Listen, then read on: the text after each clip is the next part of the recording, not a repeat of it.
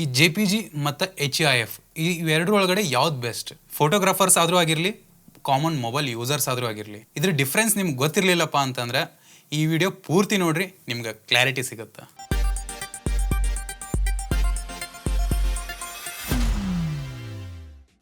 ನಮಸ್ಕಾರ ರೀ, ನಮ್ಮೊಂದಿಗೆ ನಾನು ನಿಮ್ಮ ಆರ್ಯ ಗೌಡ.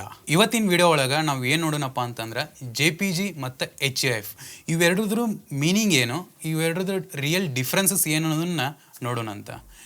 ಈ JPG ಮತ್ತು HEIF ಅನ್ನೋದು ಇದೊಂಥರ ಫೋಟೋ ಯಾವ ಎಕ್ಸ್ಟೆನ್ಷನ್ ಒಳಗೆ ಸೇವ್ ಆಗ್ಬೇಕು ಅನ್ನೋದು ಒಂದು ಫಾರ್ಮೆಟ್ ರೀ ಇದು. ಈ JPEG ಮತ್ತು HEIF ಇವೆರಡರದ್ದು ಕನ್ಫ್ಯೂಷನ್ ಬರೋಕ್ಕೆ ಮೇನ್ ರೀಸನ್ ಏನಪ್ಪ ಅಂತಂದ್ರೆ 2017 ಒಳಗೆ ಆ್ಯಪಲ್ ಅವರು HEIF ಅನ್ನೋ ಒಂದು ಎಕ್ಸ್ಟ್ರಾ ಫಾರ್ಮೆಟನ್ನು ರಿಲೀಸ್ ಮಾಡಿಬಿಡ್ತಾರೆ.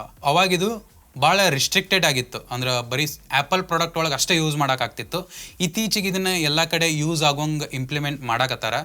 ಆ್ಯಂಡ್ ಸೋನಿ ಕ್ಯಾಮ್ರಾಸ್ ಒಳಗಡೆನೂ ಈ HEIF ಫಾರ್ಮೆಟನ್ನು ಆ್ಯಡ್ ಮಾಡ್ಯಾರ. ನೀವು ಇದನ್ನು ಎನೇಬಲ್ ಮಾಡ್ಕೋಬೇಕಾಯ್ತಪ್ಪ ಅಂತಂದ್ರೆ ಮೆನುಗೆ ಹೋಗಿ ಇಮೇಜ್ ಕ್ವಾಲಿಟಿ ಸೆಟ್ಟಿಂಗ್ಸ್ ಒಳಗಡೆ JPEG ಟು HEIFಗೆ ಸ್ವಿಚ್ ಮಾಡ್ಕೋರಿ. 4 to 10 ಬಿಟ್ ಇದನ್ನ ಇಟ್ಕೊಂಡು ಶೂಟ್ ಮಾಡ್ರಿ, ಇದು ಎನೇಬಲ್ ಆಗುತ್ತೆ. ಸೊ ನಮ್ದು ಆಕ್ಚುಯಲ್ ಟಾಪಿಕ್ ಇದ್ರದ್ದು ರಿಯಲ್ ಡಿಫ್ರೆನ್ಸಸ್ ಏನಂತ ಹೇಳಿ ಒನ್ ಬೈ ಒನ್ ನೋಡ್ಕೊಂತ ಹೋಗೋಣಂತ ಬರ್ರಿ. ಫಸ್ಟ್ ಕಂಪ್ಯಾರಿಸನ್ ನೋಡಾಕತ್ರೆ JPG ವರ್ಕ್ ಆಗೋದು ಓಲ್ಡರ್ DCT ಮೆಥಡ್ ಒಳಗಡೆ, larger file for similar quality. And HEIF HAVC or H.265 format ಒಳಗೆ ಸೇವ್ ಆಗತ್ತೆ ರೀ. ಅಂದ್ರೆ similar quality up to 50% less ಒಳಗೆ ಸೇವ್ ಆಗತ್ತೆ ರೀ. ಆ್ಯಂಡ್ ಕಲರ್ ಬಿಟ್ ನೋಡೋದಾದ್ರೆ JPG 8 ಬಿಟ್ ಕಲರ್ ಒಳಗೆ ಸೇವ್ ಆಗುತ್ತೆ. ಬಟ್ HEIF ಅಪ್ ಟು ನಮಗೆ 10 ಬಿಟ್ ಒಳಗೆ ಸೇವ್ ಆಗುತ್ತೆ. 8 ಬಿಟ್ ಅಂದರೆ ಏನು, 10 ಬಿಟ್ ಅಂದರೆ ಏನು ಅನ್ನೋದು ನಾ ಆಲ್ರೆಡಿ ಇದ್ರ ಬಗ್ಗೆ ವಿಡಿಯೋ ಮಾಡಿ ಹಾಕಿನಿ, ಒಂದ್ಸರಿ ಚೆಕ್ ಮಾಡಿರಿ. ಈ ಫೈಲ್ ಸೈಜ್ ನೋಡಿದ್ರೆ JPG ಒಂದು 50 MB ತೊಗೊಂಡ್ರೆ HEIF ಅದರ 50% ಹಾಫ್ನಷ್ಟು ತೊಗೊಳುತ್ತೆ. ಅಂದ್ರೆ ಕಡಿಮೆ ಸ್ಟೋರೇಜನ್ನು ಯೂಸ್ ಮಾಡುತ್ತೆ. ಕಂಪೇರಿಟಿವ್ಲಿ JPEG ಯೂಸ್ ಮಾಡ್ಕೊಳ್ಳೋಕ್ಕಿಂತ HEIF ಕಡಿಮೆ ಸ್ಟೋರೇಜನ್ನು ಯೂಸ್ ಮಾಡ್ಕೊಳ್ತೈತೆ. ಈ ಡಿಫ್ರೆನ್ಸಸ್ ಏನೋ ನೋಡಿದ್ವಿ, ಒಂದಿಷ್ಟು ಪ್ರಾಕ್ಟಿಕಲ್ ಆಗಿನೂ ನೋಡೋಣ ಅಂತ. HEIF ಇಂದ ಏನು ಯೂಸಪ್ಪ ಅಂತಂದ್ರೆ ಒಬ್ವಿಯಸ್ಲಿ ಇದು ಸ್ಟೋರೇಜ್ ಸೇವ್ ಆಗುತ್ತೆ.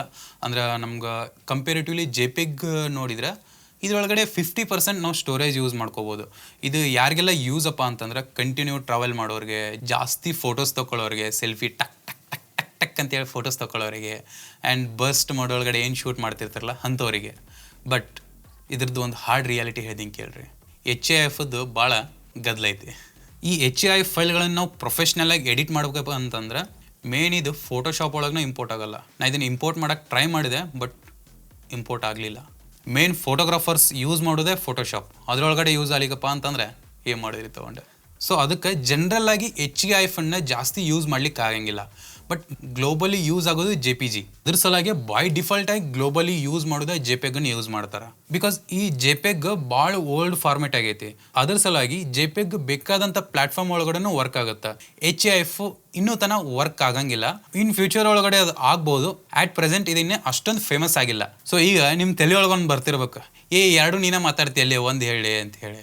ನನ್ನ ಒಪಿನಿಯನ್ ಪ್ರಕಾರ ನನಗೆ ಅನ್ಸಿದ್ದು ಏನಪ್ಪ ಅಂತಂದ್ರೆ, ಈಗ ಶೂಟ್ ಮಾಡ್ಬೇಕಾದ್ರೆ HEIF ಫಾರ್ಮೆಟ್ ಒಳಗಡೆ ಶೂಟ್ ಮಾಡ್ಕೊಂಡು ಅದನ್ನು ಪೋಸ್ಟ್ ಪ್ರೊಡಕ್ಷನ್ ಒಳಗಡೆ JPEGಗೆ ಎಕ್ಸ್ಪೋರ್ಟ್ ಮಾಡ್ಕೊಂಡ್ರೆ ಬೆಸ್ಟ್ ಅಂತ ನನ್ನ ಫೀಲ್. ಇದರೊಳಗಡೆ ಯಾವುದೋ ಕ್ವಾಲಿಟಿ ಲಾಸ್ ಆಗಲಿ ಏನೂ ಆಗಂಗಿಲ್ಲ.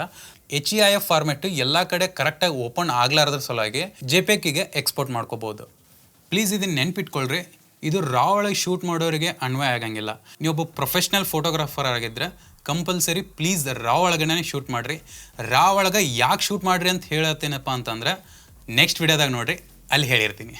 ನಿಮಗೆ JPEG ಮತ್ತು HEIF ಇವೆರಡರದ್ದು ಮೀನಿಂಗ್ ಏನಂತ ಗೊತ್ತಾಯ್ತು ಅಂತ ಅನ್ಕೊತೀನಿ. ಇದನ್ನು ಯಾವ ಟೈಮ್ನಾಗ ಯೂಸ್ ಮಾಡ್ಕೋಬೋದು, ಯಾರೆಲ್ಲ ಯೂಸ್ ಮಾಡ್ಕೋಬೇಕು ಅನ್ನೋದು ಗೊತ್ತಾಗಿರುತ್ತೆ ಅನ್ಕೊತೀನಿ. ಈ ವಿಡಿಯೋ ಏನಾದರೂ ನಿಮ್ಗೆ ಇನ್ಫಾರ್ಮೇಟಿವ್ ಅಂತ ಅನಿಸಿತಪ್ಪ ಅಂತಂದ್ರೆ ಪ್ಲೀಸ್ ಸಬ್ಸ್ಕ್ರೈಬ್ ಮಾಡಿರಿ, ಲೈಕ್ ಮಾಡಿರಿ, ಶೇರ್ ಮಾಡಿರಿ. ಈ ನಿಮ್ಮ ಒಂದು ಆ್ಯಕ್ಷನ್ ನನಗದು ಮೋಟಿವೇಶನ್ ಇದ್ದಂಗೆ. ಸೊ ನೆಕ್ಸ್ಟ್ ವಿಡಿಯೋದಾಗ ಇನ್ನೊಂದು ಟಾಪಿಕ್ ಜೊತೆ ಸಿಗ್ತೀನಿ. ಸೊ ಅಲ್ಲಿವರೆಗೂ ಹೋಗಿ ಬರ್ತೀನಿ ರೀ.